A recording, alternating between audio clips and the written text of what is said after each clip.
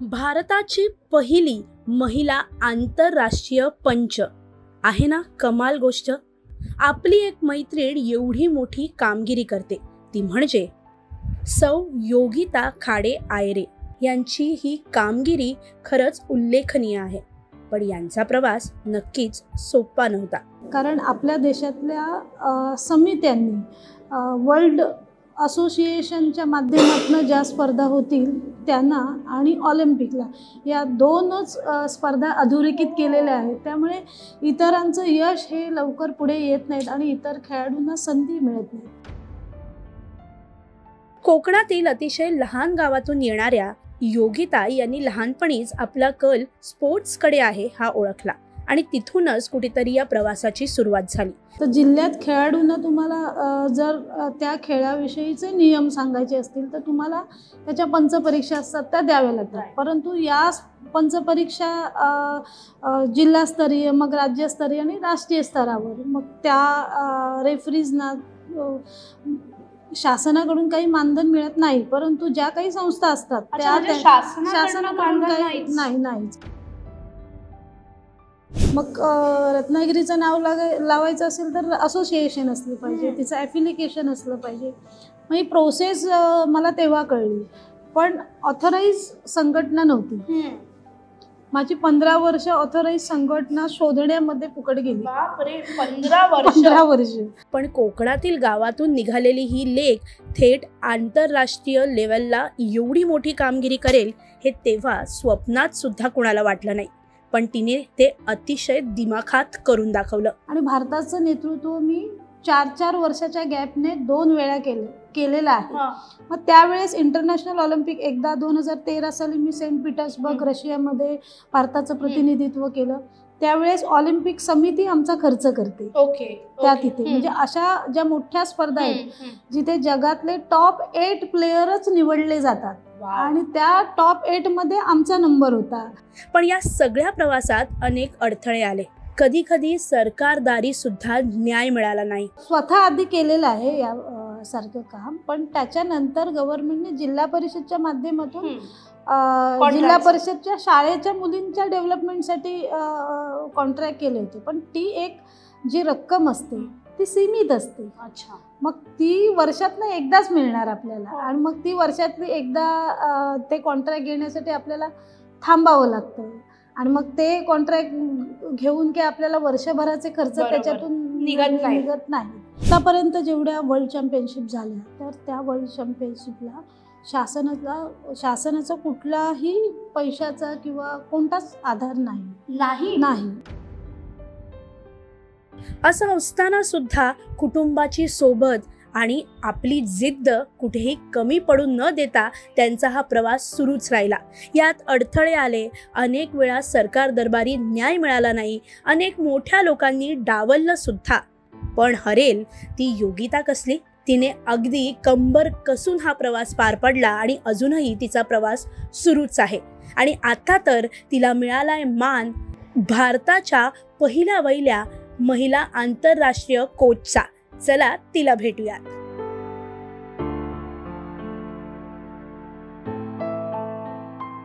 कशी आहेस मैत्रिणी, तुझी माझी हक्काची मैत्रीण मज्जापिंगची मी चित्राली नेहमी मैत्रिणींना भेटत असते, काही एक्सप्लोर करत असते। आज आपण अशाच एका खास मैत्रिणीला भेटणार आहोत। खरं तर त्यांना मी लंचवर आमंत्रण दिलेलं आणि आम्ही मस्त गप्पा मारणार आहोत, छान जेवणार आहोत। आपण आलो आहे फिश करी राईस दादरमध्ये आणि तिथे मस्त सुवास सुटलेला आहे, तिथे आम्ही गप्पा आणि खमंग गप्पांसोबत खमंग जेवण होणार आहे। पण ती मैत्रीण खास आहे कारण की तिने तिची जी झेप आहे, तिची जी भरारी आहे ती थेट इंटरनॅशनल लेवलला गेलेली होती आणि त्यामुळे आज हा घाट घातलेला आहे। सो कोणाला भेटणार आहे, चल पाहूया। तर योगिता खाडे आयरे आहेत, डॉक्टर योगिता खाडे आयरे आहेत आपल्यासोबत। नमस्कार आणि कशा आहात तुम्ही? मस्त। तर मैत्रीण म्हणते मी त्यांना खास, आणि आपल्याला खरं तर आज त्यांना भेटण्याचा योग खूप खास आहे। ही सगळी पाठीवरची थाप आहे आपल्याकडून, त्यांची एक मस्त छान भरारी झेप झालेली आहे। पहिल्या महिला पंच म्हणजे महिला रेसलिंग कोच अशी पहिली महिला आंतरराष्ट्रीय लेवलला इंटरनॅशनल लेवलला यासाठी त्यांची निवड झाली आहे। त्यासाठी खूप खूप अभिनंदन. Thank you. आणि आम्हाला खूप मस्त वाटतंय की आपल्यातली एक या लेवलला पोहोचली आहे, तर त्यासाठी अभिनंदन. थँक्यू. कसं झालं हे सगळं, हे सगळं जाणून घ्यायचंय आम्हाला. म्हणजे इथपर्यंतचा प्रवास तो तर जाणून घेणारच आहोत, पण हे विशेष कसं झालं आणि जेव्हा हे कळलं तेव्हा काय रिॲक्शन होती, कसं सगळं जुळून आलं? अच्छा. मी पूर्वीपासून मार्शल आर्ट्समध्ये करिअर केलेलं आहे. मूळचा खेळ माझा कबड्डी आहे. ओके. या खेळापासून सुरुवात झाली. त्याच्यानंतर मग मी कराटे खेळ अवलंबिला. मग कराटे, किक बॉक्सिंग, स्कार martial arts, kudo martial arts, बापरे. बेल्ट रेसलिंग, अशा मार्शल आर्ट्सचे बरेच प्रकार. म्हणजे आणि- अगदी नावं पण माहिती नाही मला. खरं तर आता तुमच्या तोंडून ऐकल्यावरती हा. काय काय नावं उमगतायत. आणि या सगळ्या खेळांची मी इंटरनॅशनल प्लेयर आहे. हो. मी स्वतः भारताचं नेतृत्व अनेक देशांमध्ये केलेलं आहे. वाव. तर योगायोगाने असं नाही, तर मी सतत बेल्ट रेसलिंग, जे Alice wrestling, traditional belt wrestling, traditional wrestling केली जाते आपल्या जगामध्ये. अच्छा. परंतु आपल्याला एकच रेसलिंग माहिती आहे की जी ऑलिम्पिकमध्ये Exactly. रेसलिंग आहे. तर ती ग्रीक रेसलिंग किंवा फ्री स्टाईल रेसलिंग अशा पद्धतीने ओळखली जाते. परंतु युनायटेड रेसलिंग असोसिएशन यांच्या माध्यमातून free style wrestling, Greek wrestling, त्याशिवाय मास रेसलिंग, ट्रेडिशनल रेसलिंग, त्याशिवाय खपसाकाय, असे रेसलिंगचे वेगवेगळे प्रकार आपल्या जगामध्ये खेळले जातात. म्हणजे मला तरी यातले अर्धे काय 70-80% प्रकार माहित नव्हते. तुम्हाला माहिती असेल तर मला सांगा. पण हे सगळं रेसलिंग मध्ये येतं? हो, रेसलिंग मध्ये येतं. परंतु जेव्हा ऑलिम्पिक माध्यमातून डेव्हलपमेंट ची सुरुवात झाली तेव्हा बेल्ट रेसलिंग या खेळामधूनच सुरुवात झाली. आणि मग त्यांची डेव्हलपमेंट होऊन मग ग्रीक रेसलिंग आणि फ्री स्टाईल अशा रेसलिंगमधनं हा रेसलिंग पुढे आला. परंतु रेसलिंगचे जे ट्रॅडिशनल मेन खेळ होते हे मागे राहिले आणि या पद्धतीने ते पुढे आले. जेव्हा माझ्या सरांना हे कळलं तेव्हा त्यांनी भारतीय रेसलिंग असोसिएशनची स्थापना केली. आणि हे मास रेसलिंग, बेल्ट रेसलिंग, खपसाकाय अशा प्रकारचे खेळ त्यांनी भारतामध्ये रुजवले. माझे सर आहेत, त्यांचं नाव आहे C.A. तांबोळी आणि त्यांचे चिरंजीव आहे उमर मुख्तार तांबोळी. या दोघांनी या खेळाचा प्रचार आणि प्रसार भारतभर केला आणि आता असंख्य खेळाडू या भारतामध्ये खेळत आहेत. साधारण 700 ते 800 राष्ट्रीय खेळाडू आहेत की जे राष्ट्रीय स्तरावर पार्टिसिपेट करतात. आणि अतिशय चांगल्या पद्धतीने जिल्हा स्तरापासून राज्यस्तरीय आणि राष्ट्रीय स्तरावर हा खेळ खेळला जातो. साधारण 150 देश या खेळामध्ये सहभाग घेतात.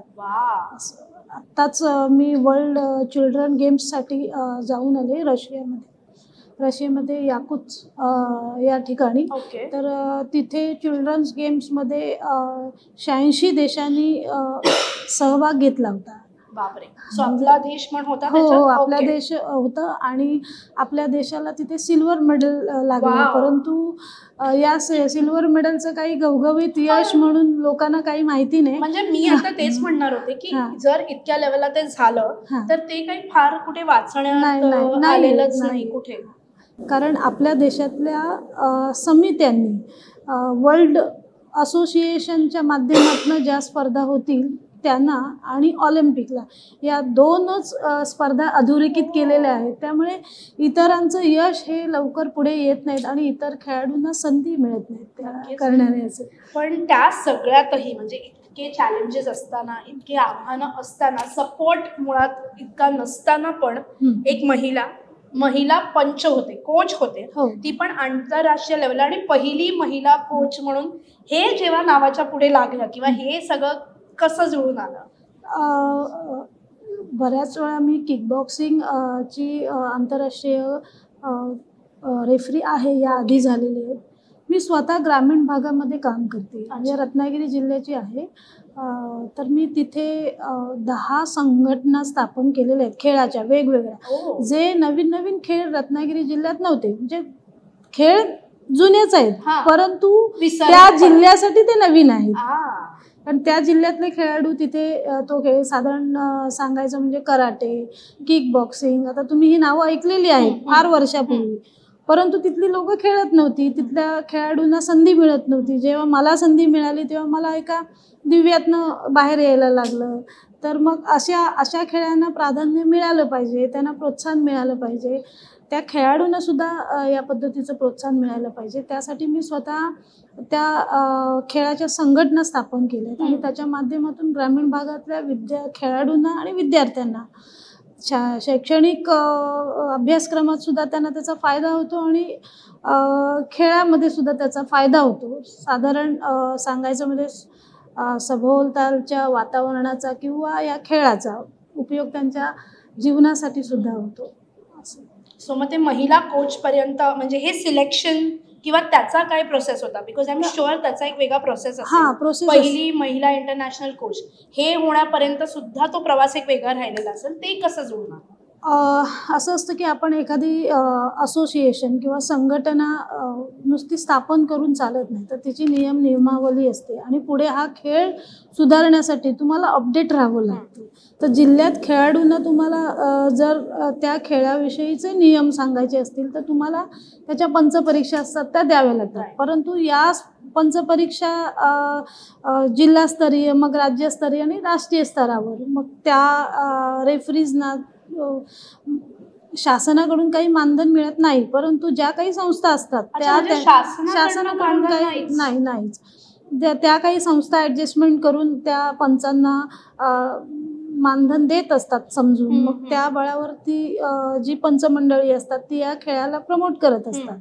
परंतु उच्च स्तरावर जर आपल्याला यश जर घ्यायचं असेल तर वर्ल्ड म्हणजे जगातल्या 70-80 देश ज्या खेळामध्ये सहभाग घेतात तिथे आपल्या देशाचा नंबर येण्यासाठी जे नियम पक्के करावे लागतात आणि यासाठी तुम्हाला तेवढा परफॉर्मन्स पण ठेवायला लागतो की नुसतं रेसलिंग आहे किंवा कॉन्टॅक्ट गेम आहे तर तिथे तुम्हाला जास्त प्रहार चालणार नाही, तर तुमचा अटॅक या पद्धतीचा असेल त्याला काउंटर या पद्धतीने केलं लागेल.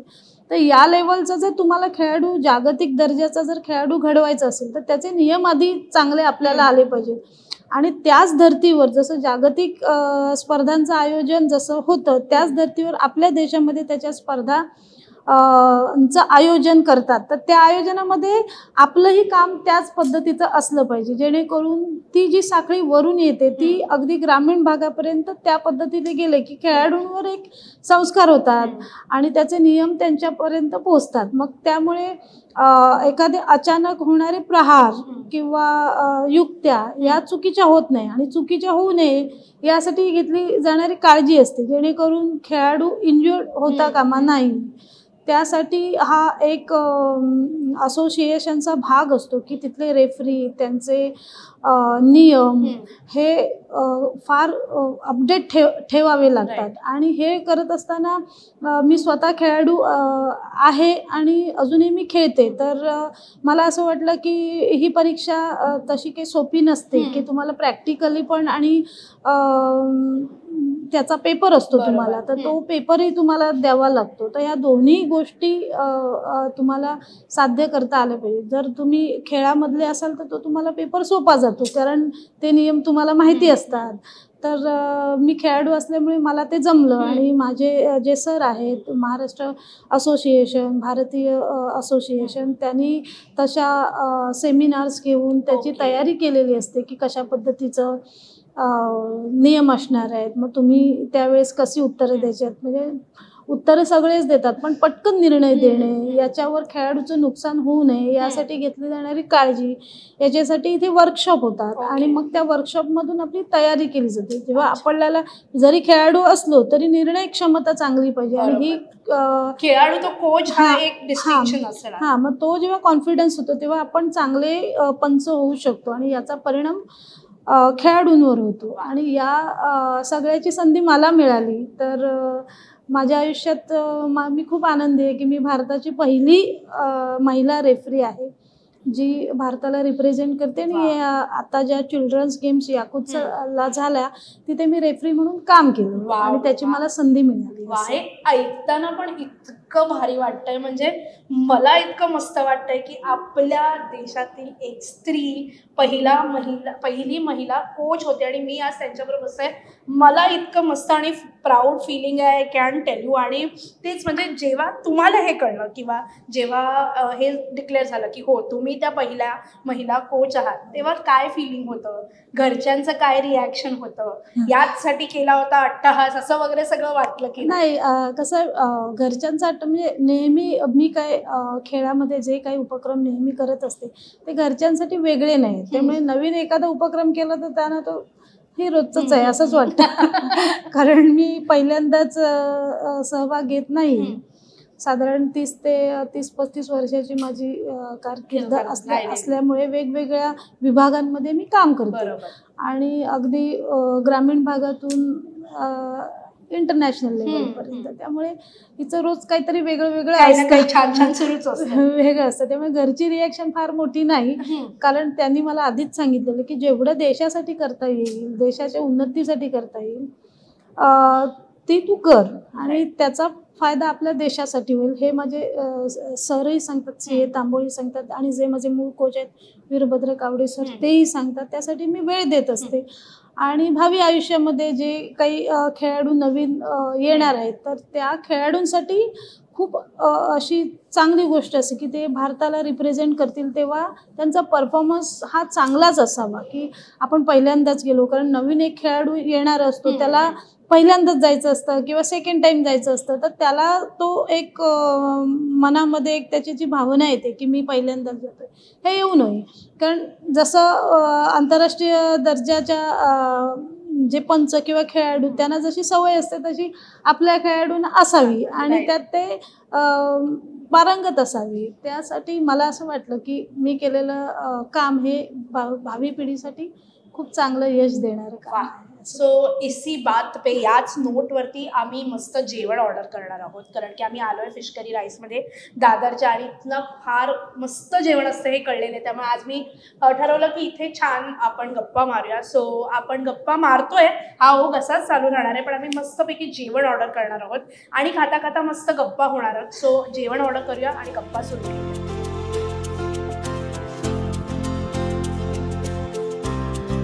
फिश करी राईसमध्ये फिश करी राईस नाही मागवला तरच नवल. सो मी मस्तपैकी फिश करी राईस मागवला आणि आज मॅम थोडं व्हेज खात आहेत, पण म्हणजे हे जे फील्ड आहे त्यात आहारावरती काही बंधनं वगैरे असतात की नाही, कसं असतं? बिकॉज आय एम शुअर की काहीतरी लिमिटेशन्स असतील, तुम्हाला फिट राहावं लागतं किंवा जे काय आहे ते. सो आम्ही खाता खाता बोलणार आहोत. मस्तपैकी समोर जेवण आहे, आम्ही काही थांबणार नाही आहोत. येस. सो कशी असतात म्हणजे तुमचं डाएटचं कसं असतं ते? डाएट सॉलिड डाएट असतो आमचा, कारण इथे जे खेळ खेळले जातात हे वजनी गटावर खेळले जातात. बरोबर. मग जशी तुमची वजनं असतात त्या पद्धतीने तुमचा डाएट ठेवा. तुम्ही ओपन गटामध्ये असाल तरी तुम्ही भरपूर खायला हवं असं काही नाही. तुमचा गट सांभाळेल. तुमच्या गटापेक्षा 5 ग्राम 10 ग्राम तुमचं वजन वाढलं तरी तुम्हाला डिस्क्वालिफाय केलं जातं. तर त्यासाठी तुम्हाला ती वेट कॅटेगरी तुम्हाला मेंटेनच ठेवावी लागते आणि त्याच्यासाठी प्लॅनिंग आणि व्यायाम हे असतंच. सो फिश करी, प्रॉन्स करी आणि राईस खाते. अप्रतिम आहे. सॉरी मी आज नॉनव्हेज खाते, पण इथे आल्यावरती नॉनव्हेज न खाल्लं तर मला जाणार नव्हतं. अतिशय सुंदर टेस्ट आहे. सो जर तुम्ही आला नसाल तर प्लीज या. फिश लवर्स असाल तर फिश करी राईस बेस्ट आहे. आपण पुन्हा येऊया तुम्हाला घेऊन जेव्हा तुम्ही नॉनव्हेज खाणार असाल तेव्हा. कसं आहे व्हेज जेवण? Is good. खूप सुंदर आहे. खूप कोकणी फील हा जो दादरमध्ये फिश करीतून मसाले अतिशय सुंदर, खूप छान. सो यम आहे. सो आपण फिश करी पण कव्हर करणार आहोत. बऱ्याच लोकांनी मला सांगितलं की बेस्ट सी फूड रेस्टॉरंट्स मला कळवा. सो आपण लवकरच फिश करीबद्दल सुद्धा छान मस्तपैकी एक व्हिडिओ करणार आहोत. आज घाट गप्पांचा आहे. योगिता मॅम आहेत आपल्यासोबत. मॅम हा जो प्रवास राहिलेला आहे तो नक्कीच सोपा नव्हता. तुम्ही जो आता थोडक्यात जो सांगितला की 30-35 वर्षांची जी काय तुमची कारकीर्द आहे, कधी सुरू झालं? का वाटलं की या फील्डमध्ये यावं? आणि एक मुलगी म्हणून मुलगी जेव्हा या फील्डमध्ये येते आव्हानं वेगळी असतात, चॅलेंजेस वेगळे असतात. घरच्यांची अगदी सुरुवातीलाच होकार होता की हे म्हणजे हे करिअर निवडलं. सो हे सगळं कसं झालं अगदी सुरुवाती, कुठे वाटलं की नाही हे आपलं करिअर होऊ शकतं म्हणून? कसा राहिलाय तो खडतर प्रवास असेल? I am very much sure.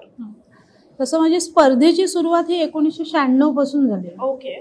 त्या आधीपासून मी मध्यमवर्गीय कुटुंबातली, मध्यमवर्गीय मराठा कुटुंब, कोकणातलं, आई वडील शेती करणारे आणि 6 भावंड, त्याच्यात मी लहान सगळ्यात. त्यामुळे माझ्यावर कोणत्याही जबाबदाऱ्या नव्हत्या.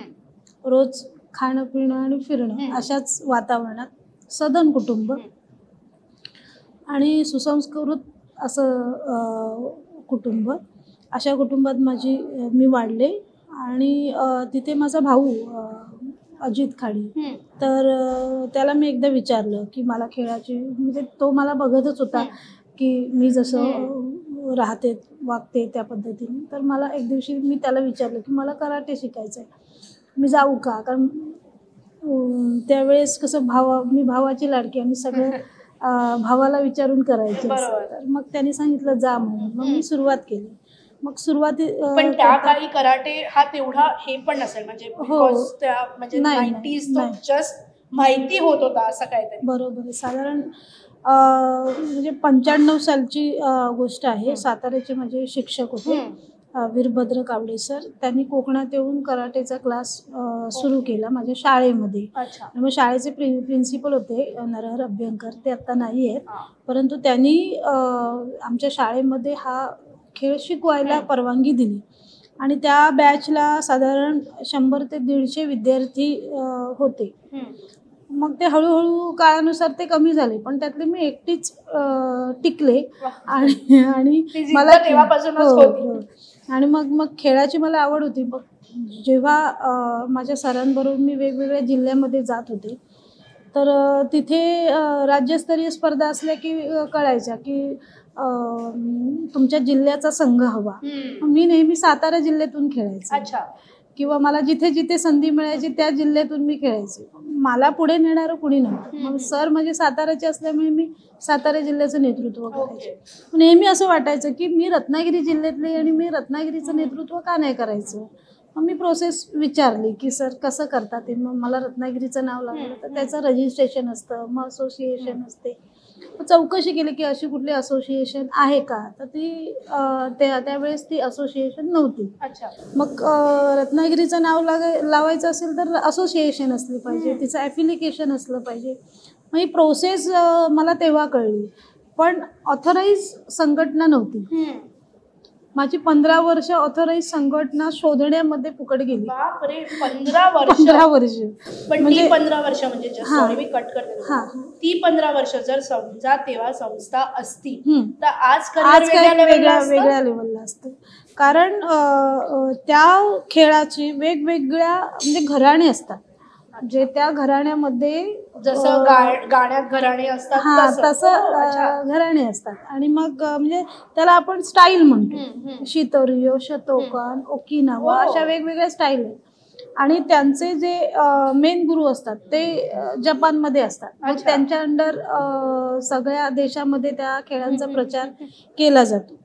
मग त्यावेळेस असं कोणी होतं माहीत नाही. बरं, असे घराणे असतात, पण ते इंडियन ऑलिम्पिक आणि वर्ल्ड ऑलिम्पिक असोसिएशनची ॲफिलेटेड आहेत का, मग ॲफिलेटेड असलेले ते कुठे आहेत. मग त्यावेळेस काही कल्पना नव्हती. मग सरांच्या माध्यमातून मी समजा अमुक एक सरांकडे गेले तर तिथे 3 वर्ष काम केलं की मला कळायचं की हे ॲफिलेटेड नाही आहे. मग तिथे 3 वर्ष फुकट जायची. मग मला कळायचं हे ॲफिलेटेड आहेत. मग त्यांच्याकडे सर मला तुम्ही घ्याल का, मी तुमच्याकडे येते. मग असं क्लिअर कट कोणी त्यावेळेस सांगायचं नाही की आम्ही वर्ल्ड असोसिएशनचे ॲफिलेटेड आहोत किंवा इंडियन ऑलिम्पिकची आम्हाला मान्यता आहे वगैरे, हे असं कोणी सांगायचं नाही. आणि मी पण ग्रामीण भागातली होती, मला सुद्धा प्रश्न कसे विचारायचे ते कळत नव्हतं. म्हणजे त्यावेळेस ऑलिम्पियन प्लेयर बनवण्यासाठी जी स्टाईल किंवा जो व्यायाम प्रकार असतो तो तसा फारसा नव्हता. कारण ग्रामीण भागात कारण असे काही कोचेसच अवेलेबल नव्हते ग्रामीण भागामध्ये. शहरामध्ये सुद्धा नव्हते. कराटे हे नुसतं स्वसंरक्षण यासाठी भारतात प्रसिद्ध होतं, पण त्याला नंतर स्पोर्ट्सची मान्यता मिळून ते मग पुढे आलं. मग त्याच्या नामांकित लोक कुठे राहतात, त्यांच्या संस्था कुठे आहेत याची काहीच कल्पना नव्हती. मग असं प्रत्येक वेळेस असं व्हायचं की काही वेळेस ते गुरु पण फसवायचे. असं पण व्हायचं की मग मी नेमकं काय करायचं. पण मला असं वाटायचं की आता हे सगळं सोडावं आपण. पण मग असा एक विचार यायचा की मग मी सोडलं, मग खरं ज्ञान कुणाला मिळेल. मग मी ते खरं जे काय आहे ते शिकलं पाहिजे. आधी जो खेळ होता तो त्या फुल कॉन्टॅक्ट फाईट होत्या त्यावेळेस, आणि जर आपल्याला ऑलिम्पिकला पार्टिसिपेट करायचं असेल तर त्या दर्जाचं स्किल असलेलं कॉम्पिटिशन नव्हतं.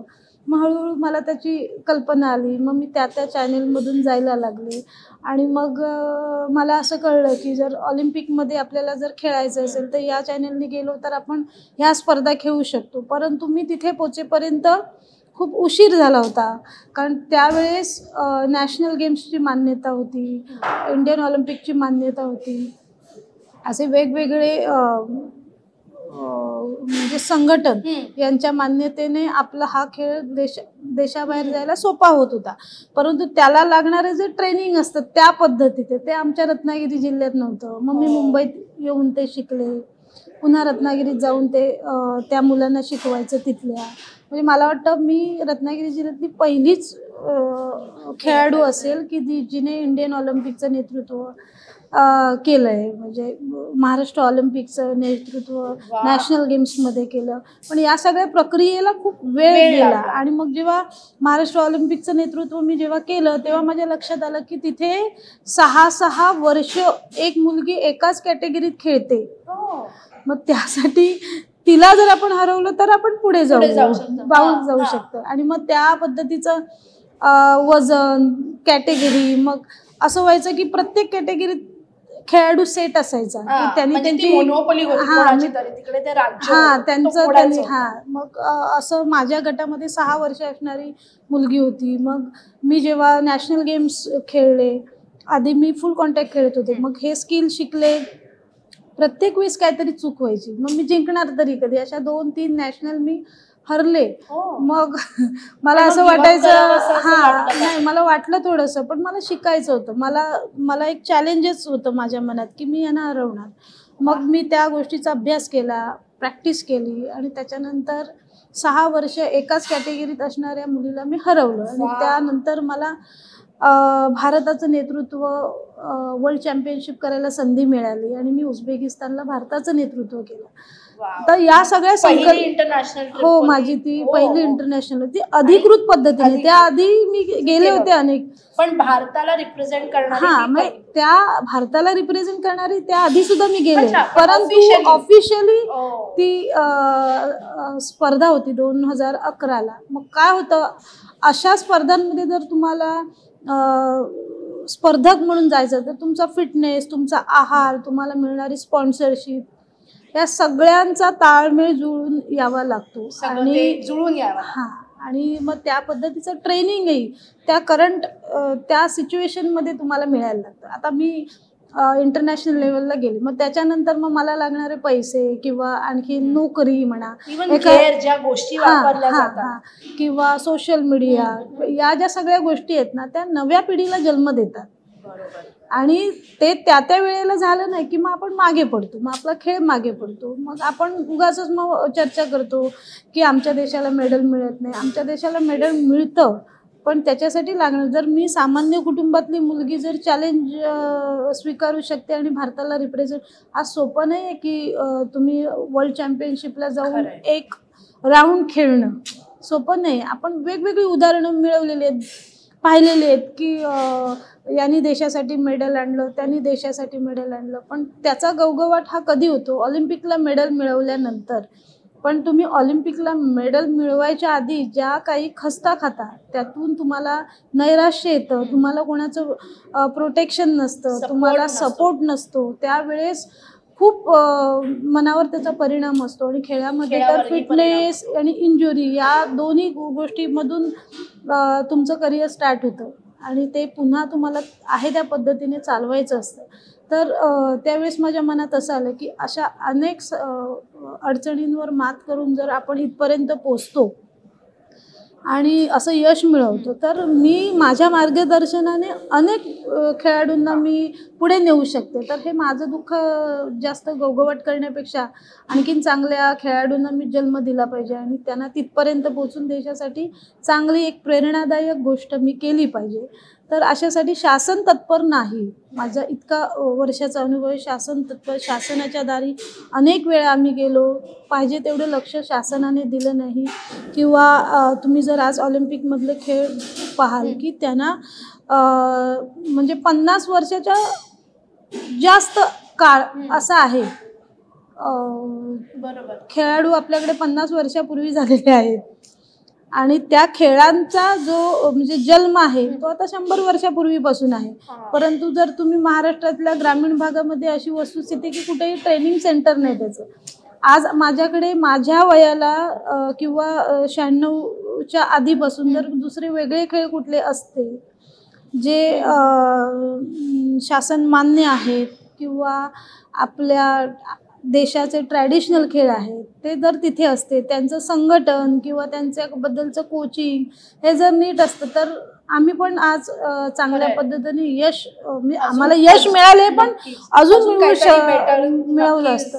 पण शासनाची यंत्रणा तशी नाही. आज माझ्या जिल्ह्यामध्ये जर गेलात तर मला माझ्या जिल्ह्याचा अनुभव खूप अभिमान आहे, परंतु सगळ्या तालुक्यामध्ये ट्रेनिंग सेंटर नाही. आता स्पोर्ट्स अथॉरिटी ऑफ इंडियाचे दरवर्षी एक्सपर्ट कोच तयार होतात. म्हणजे जे राष्ट्रीय खेळाडू असतात ते तिथे जाऊन 1 वर्षाचा कोर्स करतात, परंतु त्यांच्या नियुक्त्या तिथे त्या पद्धतीने केल्या जात नाहीत. मग त्या जर केल्या तर तिथे त्या पद्धतीचे खेळाडू निर्माण होतील किंवा आम्ही जे देशाचं रिप्रेझेंट देशाला करतो त्यांना आम्हाला कुठेतरी एखादी जागा दिली शासकीय नोकरीमध्ये तर आम्ही सुद्धा त्या पद्धतीचे खेळाडू ट्रेन करू शकतो. परंतु आता मी स्वतः फिजिकल एज्युकेशनमध्ये मी PhD केली आणि तरी सुद्धा मी मी मगाशी 2दा त्यांचं नाव घेतलं, योगिता खाडे आयरे आणि नंतर डॉक्टर योगिता खाडे. PhD केलेली आहे त्यांनी. येस. तर मला असं वाटलं की खेळामध्ये आपल्या देशामध्ये कसं राष्ट्रीय खेळाडू त्याला 5% आरक्षण, नंतर आंतरराष्ट्रीय खेळाडू त्याला आरक्षण असं दिलेलं आहे. परंतु खेळाडू आपल्या सरावातून अभ्यास करेल, स्वतःचा फिटनेस बघेल किंवा आपल्याला लागणाऱ्या आहाराची तरतूद करेल की नोकरी मिळवेल, या सगळ्या भानगडीतून जाताना खूप कठीण असतं. खूपच आव्हानं आहेत आणि त्याच्यामध्ये सुद्धा आपली आवड जपणं जोपासणं हे एक वेगळं चॅलेंज असतं. तर अशा पद्धतीने शासनाने आपल्याला मदत केली वेळच्या वेळी. कारण तुम्ही बघा, सामान्य लोकांना पिऊन किंवा त्याच्या वरच्या दर्जाच्या नोकऱ्या देऊन ते आपलं जीवन चांगलं जगत असतात, पण एखाद्या खेळाडूला तुम्ही द्या ना तशी, मी तर म्हणते तसली तरी नोकरी द्या, फार मोठ्या लेवलची नको, पण त्या काळामध्ये त्या वयामध्ये त्या लेवलच्या जर तुम्ही नोकऱ्या दिल्या तर तो खेळाडू पुढे काहीतरी अजून घडू शकतो. खरं आहे. आणि जसं त्या म्हणतायत तसं की शासनाच्या दारी जरा या गोष्टीचा विचार केला झाला पाहिजे. आणि आपण बघतो तसं की देशात इतर स्पोर्ट्स म्हटल्यावरती आपल्यासाठी देश म्हणजे क्रिकेटचा जेवढा गवगवा होतो किंवा जेवढा, आणि ते झालं पाहिजे नाही असं नाही, पण अदर स्पोर्ट्स कुठेतरी मागे पडत आहेत आणि यावरती आपण गप्पा मारणार आहोत. पण जेवण थोडं थंड होत आहे, सो आम्ही पटपट जेवतो आणि ह्या गप्पा सुरूच ठेवतो. सो जेवून मस्त हे जे काही फिश करी राईसने आम्हाला दिलेलं आहे छान जेवण ते जेवतो आणि मस्तपैकी आपण पुढे गप्पा सुरूच ठेवणार आहोत. येस, छान पोट भरलेलं आहे, मस्त तृप्त झालोय आम्ही आणि मस्त छान गप्पा जेवता जेवता झाल्या आहेत. सो त्याचा आता हा ओघ जो आहे तो सुरूच ठेवायचा आहे, कारण की बरंच जाणून घ्यायचं आहे मला आणि मी खूप उत्सुक आहे. कारण की स्पोर्ट्स म्हटल्यावरती जसं मी मगाशी म्हणाले तसं क्रिकेट हे भारतासाठी इतकं आता अंडरलाईन झालं आहे. आत्ता पण वर्ल्ड कप झाला आणि it's a very proud thing की आपण तो जिंकला किंवा काय. पण क्रिकेट हे किती 11-12 देशांमध्ये खेळलं जातं. हा स्पोर्ट्स, हे जे स्पोर्ट्स आहेत तुम्ही जे म्हणतायत या व्यतिरिक्त, ते इतका त्याचा कॅनव्हस मोठा आहे, इतके 100पेक्षा जास्त देश एकत्र येतात अंडर वन रूफ. तिकडे इंडिया रिप्रेझेंट केली जाते, तिथे जिंकतात. कोकणासारख्या ग्रामीण भागातून एक आपली लेक इतकी पुढे जाते, ती त्या क्षेत्रात काहीतरी करू पाहते, इतके वर्ष तिचा स्ट्रगल सुरू आहे, तिचा जो प्रवास आहे तो सुरू आहे आणि तो सगळा छेदून ती इंटरनॅशनल लेवलला काहीतरी कमवते. सो या सगळ्यामध्ये मला विचारायचं आहे की करिअर वाईज तुम्ही हे निवडलं, त्याचे जे काही प्रोज कॉन्स दोन्ही असतील, पण भारतात खरंच तितका सपोर्ट गव्हर्नमेंटकडून इतर स्पोर्ट्सना मिळतो का? स्पेशली महिला असतील तर त्याच्यासाठी काही वेगळी धोरणं आहेत का? बिकॉज महिला म्हटल्यावरती बचत गटासाठी वेगळ्या स्कीम्स असतात, अनेकदा लोन्समध्ये वेगळ्या स्कीम्स, पण स्पोर्ट्ससाठी असं काही वेगळं घडतं का महिलांसाठी? स्पोर्ट्समध्ये तसं काही फार घडत नाही.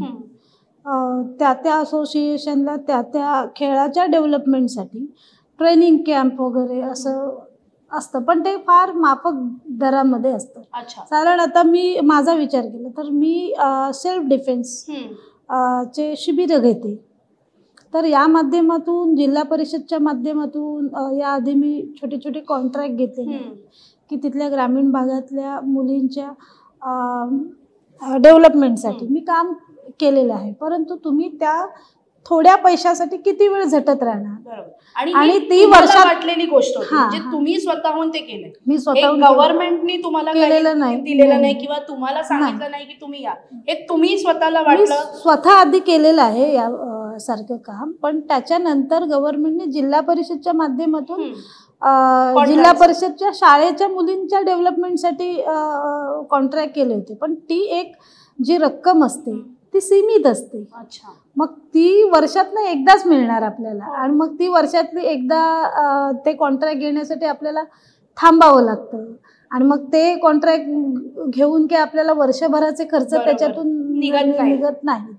परंतु आपल्या भागामध्ये अशा प्रकारचे एक स्वसंरक्षणाचं प्रशिक्षण मी घेतलेलं आहे, आणि मग ती माझी जबाबदारी आहे की जिल्हा परिषद मला किती पैसे देते ते इम्पॉर्टंट नाही, ती माझी जबाबदारी आहे की माझ्यासारख्या ग्रामीण भागातल्या मुलींचं संरक्षण करण्याची जबाबदारी माझी आहे. तर मग या पद्धतीने मी तिथे काम करते. त्याशिवाय समग्र शिक्षा अभियानाच्या माध्यमातून ज्या काही कंपनींना कॉन्ट्रॅक्ट्स दिले जातात त्या कंपनीच्या माध्यमातून मी खेडोपाडी ज्या शाळा आहेत त्या शाळेतल्या विद्यार्थिनींना मी शिकवते, आणि त्या कॉन्ट्रॅक्टमधून मला पैसे मिळतात, पण त्या पैशाची अमाऊंट फार मोठी नाही. म्हणजे मला तेच विचारायचं होतं की तुम्ही म्हणतायत की पैसे मिळतात किंवा जे काय आहे ते रोलिंग असेल, तुमचं जे काय सुरू असेल, पण ॲट द सेम टाइम तुम्हाला हे इंटरनॅशनल लेवलला तुम्ही देशाला रिप्रेझेंट करतात, तेव्हा कसं असं, म्हणजे जस्ट टू अंडरस्टँड की हे जो खर्च होतो तो देशाकडनं पुरवला जातो, त्या संस्थेकडनं पुरवला जातो, की कसं, म्हणजे पैशांचं सोंग आणता येत नाही, आणि I am sure international trips असतील तर त्या खूप महाग असेल. मग तशा वेळेला काय असतं की आधी म्हणजे कसं वर्क असतं? आत्तापर्यंत जेवढ्या वर्ल्ड चॅम्पियनशिप झाल्या तर त्या वर्ल्ड चॅम्पियनशिपला शासनाचा कुठलाही पैशाचा किंवा कोणताच आधार नाही. जर जरी देशाला रिप्रेझेंट करत असाल नाही, कारण ज्या वर्ल्ड असोसिएशन आहेत त्या भारतीय संघटनेला इन्व्हिटेशन देतात की असं असं वर्ल्ड चॅम्पियनशिप होते आहे, तर तिथे तुम्ही या. मग त्यावेळेस मग आमची जी संघटना आहे ते त्याचं सिलेक्शन घेते, त्याच्यातले जे चांगले खेळाडू सिलेक्टेड प्लेयर्स असतात त्यांना सिलेक्शन लेटर देते, आणि ज्या काही अशा दानशूर व्यक्ती आहेत किंवा संस्था आहेत किंवा कंपन्या आहेत तिथे तुम्ही अप्रोच व्हा असं आम्हाला सांगतात. म्हणजे तुम्ही स्वतःसाठी स्पॉन्सरशिप शोधायची. आणि म्हणजे जर तुम्ही देशाला रिप्रेझेंट करतायत, जस्ट टू अंडरस्टँड दिस, की जर तुम्ही देशाला रिप्रेझेंट करतायत, इंटरनॅशनल लेवलला रिप्रेझेंट करतायत, तर तुमचा खेळ सांभाळायचा, तुम्ही तुमचं ते त्या लेवलला जायचं, आणि नंतर देशाला रिप्रेझेंट करण्यासाठी स्पॉन्सरशिप पण तुम्हीच शोधायची. त्याच्यासाठी 10 दरवाजांना फिरायचे आणि ते मिळेलच ह्याची खात्री नाही मिळाली तर स्वतःच्या खिशातून किंवा ॲडजस्टमेंट आपण करतो आणि देशाचं नेतृत्व करतो. आणि मग नेहमी सारखंच की मग या माध्यमातून पुन्हा शिबिरं घ्या, काहीतरी कॉन्ट्रॅक्ट्स घ्या, आणि मग ते कव्हर करायचे असं. अरे म्हणजे कारण कुटुंबातली लोक किती वेळा आपल्याला, म्हणजे माझे भाऊ आहेत किंवा माझ्या फॅमिलीतले सगळे, आता माझं लग्न झालेलं आहे, माझा नवरा आहे, तो किती वेळा मला पैसे देणार? तर यासाठी शासनाची काही तरतूद नाही.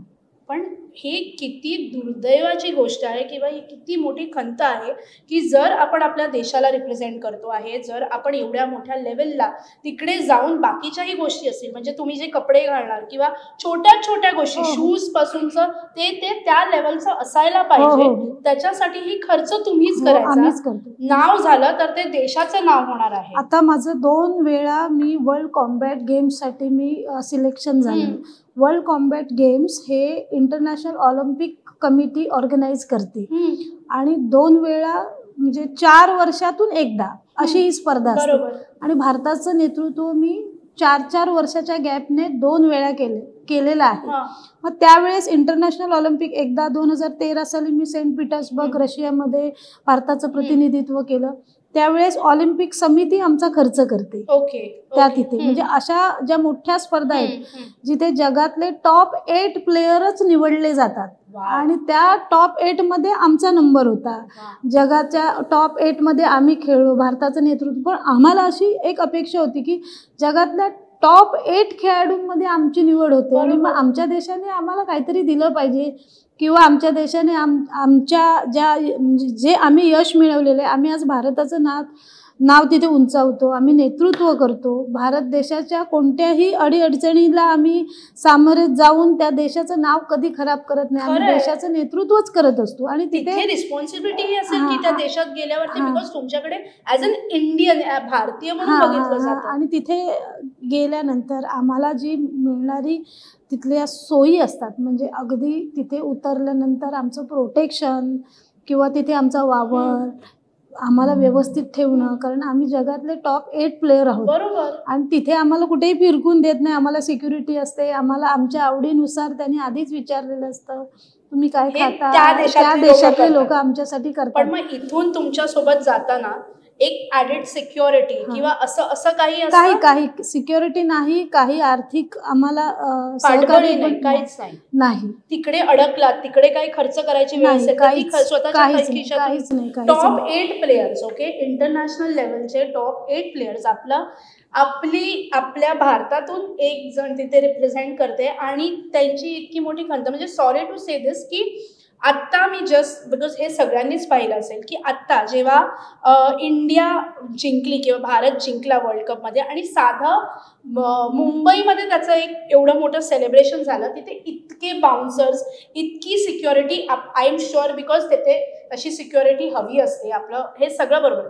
पण जर टॉप 8 इंटरनॅशनल प्लेयर, हे मी मुद्दामून अधोरेखित व्हावं म्हणून म्हणते, जर भारताच्या बाहेर जाते एक स्त्री, तिथे भारताच्या बाहेर जाते, आपल्या देशातून जाते, ती स्वतःचा पैसा खर्च करते, ती स्वतःची स्पॉन्सरशिप स्वतः शोधते, ती स्वतःचा खेळही मेंटेन करते. म्हणजे कुठेही तिचा खेळ खराब झाला नाही पाहिजे, तिची हेल्थ खराब नाही झाली पाहिजे, तिला कुठेही काही लागलं, दुखलं, खुपलं नाही पाहिजे. बिकॉज तिथे गेल्यानंतर त्या सगळ्या गोष्टी तिच्या खेळाच्या अगेन्स्ट येऊ शकतात. हे सगळं असताना पण भारताकडनं मिळणारी आर्थिक मदत सोडा, बाकी सगळं म्हणजे कोणी त्या लेवलला काही जे नसतं, तिथे गेल्यावर तो जो देश आहे तो तुमची काळजी घेतो. आणि मग अशा वेळेस वाटतं की कुठे गेले सगळे भारतीय, कुठे गेले संस्थापक, कुठे गेले दानशूर व्यक्ती की जे राजकारणी फॉर दॅट मॅटर. कारण काही छोट्या छोट्या गोष्टीसाठी आय एम शुअर राजकारणी पुढे येत असतात. आता कितीतरी वेळा मी मंत्रालयामध्ये गेलेले आहे, मी माझी फाईल केलेली आहे.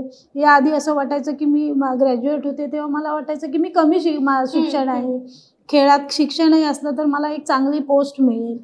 तर मग मी त्या म्हणजे विवंचनेने मी पुढे शिकले की माझा आदर्श ग्रामीण भागातल्या खेळाडूंनी घ्यावा, की आपण खेळतोय म्हणजे आपण शिक्षणाकडे दुर्लक्ष करतोय असं नाही.